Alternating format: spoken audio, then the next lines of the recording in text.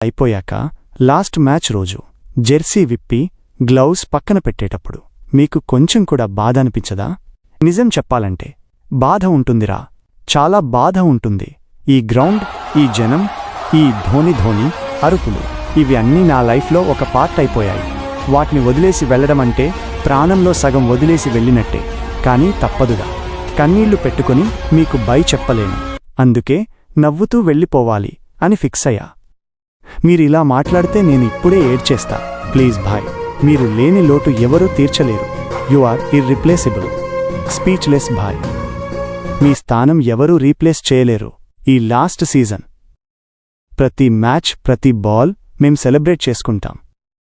ఇది మా ప్రామిస్. చాలు ఎమోషనల్ అయిపోకండి. రేపు ప్రాక్టీస్ ఉందిగా, ఫోకస్ పెట్టండి. కప్ కొట్టాలి కదా.